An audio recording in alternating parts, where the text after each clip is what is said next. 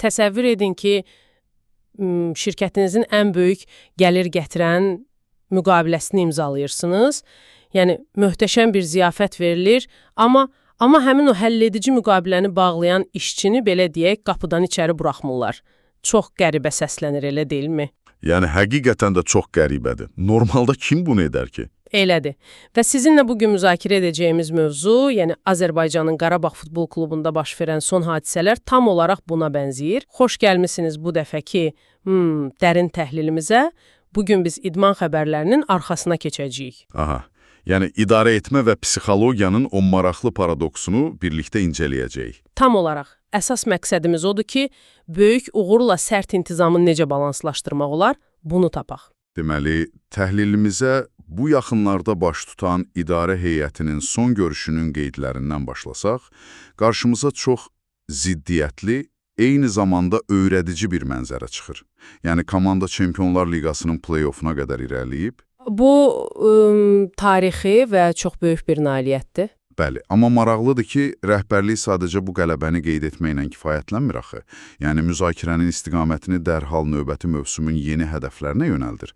Bilirsiniz, bu mənə gəlirləri rekord qıran böyük bir şirkətin il sonu hesabatını xatırladır.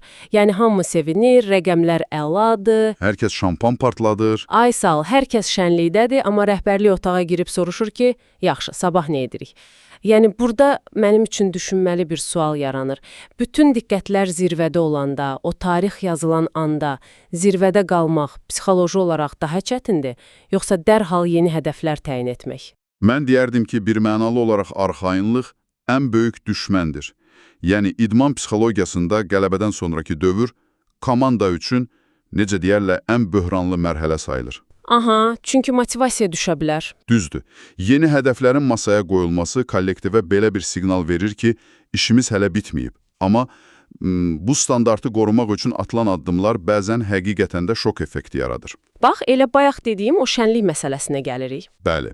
Həmin o böyük qeyd etmə mərasimində komandanın əsas ulduzlarından biri, yəni cinah müdafiəçisi Elvin Cəfərquliyev iştirak etmirdi. Heç dəvət olunmamışdı, səhv etmirəmsə. Məsələdir. Çünki baş məşqçi Qurban Qurbanov daxili nizam-intizam qaydalarını pozduğu üçün onu əvəz edici komandaya göndərib. Yəni, onu bir növ bu uğurun bayramından kənarlaşdırıb. Bir dəqiqə dayanın, gəlin burada bir rəqəmlərə baxaq, çünki əsas paradoks elə tam buradadır. Buyurun. Yəni, mənbələrdəki statistikaya görə Elvin mövsüm ərzində 42 maça çıxıb, 6 məhsuldar ötürmə edib və 2 qol vurub. Və ən vacibi odur ki, o 2 qolun hər ikisi məhz komandanın qeyd etdiyi o böyük turnirdə vurulub, yəni Çempionlar Liqasında. Aha, ən həlledici qollar olub. Tamamilə. İndi kənardan baxanda adama elə gəlir ki, baş məşqçi bu qərarı ilə sanki öz ayağına atəş açır. Yəni, sən ən vacib turnirdə qol vuran ulduzunu intizam qaydasına görə ehtiyata göndərirsən. Doğrudanmı qələbə qazanan komandalarda sərt intizam fərdi istedaddan həmişə üstün tutulmalıdır? Bilirsiniz, mən bunu sadəcə bir cəza adlandırmazdım. Bu, əslində klubdakı, yəni o komanda daxilindəki mədəniyyəti ayaqda tutan ən vacib müdafiə mexanizmidir. Necə yəni? Nə mənada? Əgər rəhbərlik o həlledici qolları vurduğuna görə ulduz bir futbolçunun intizamsızlığına göz yumsaydı, nə baş verərdi? Yəni, soyunub geyinmə otağındakı o əvvəlcədən qəbul edilmiş qırmızı xəttlər dərhal silinərdi. Hə, digərləri də deyərdi ki, mən də qaydanı poza bilərəm. Ay sağ ol, digərləri düşünməyə başlayardı ki, əgər mən meydanda yaxşı nəticə verirəmsə, deməli qaydaları poza bilərəm.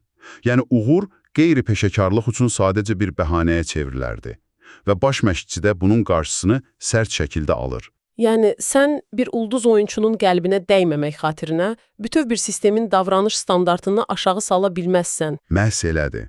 Çünki istisnanın edildiyi o kiçik an, yəni o güzəşt, gələcəkdəki böyük xaosun başlanğıc nöqtəsi olur. Amma yenə də etiraf edək ki, çox çətin qərardır. Deflətmiş kimi görünə bilər.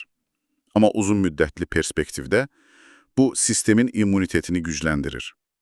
Bu addımla sübut olunur ki, kollektiv idarə etmədə mexanizm hər zaman fərddən, ulduzdan üstündür. Çox maraqlı və ibrətamizdir.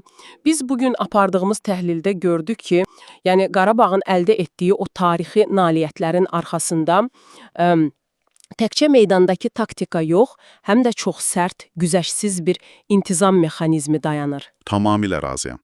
Qaydalar hər kəs üçündür. Bütün bu mənzərə əslində dinləyicilərimiz üçün də belə bir paradoksal reallığı ortaya qoyur. Yəni baxın, əgər komanda ən yüksək zirvəyə, fərdi ulduzların şıltaqlığı ilə yox, ən sərt intizam qaydalarına əsaslanaraq çatırsa, bəlkə də böyük qələbələrin arxasında dayanan əsas güc fiziki istedad deyil. Bəs nədir? Bəlkə də sadəcə olaraq kollektiv qaydalara mütləq tabeçilikdir.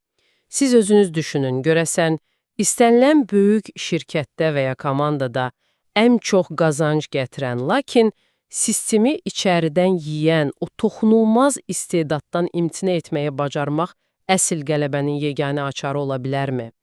Bu sualı düşünmək üçün sizə buraxırıq. Bizim bu dəfəki müzakirəmiz bura qədər, növbəti mövzularda görüşənədək.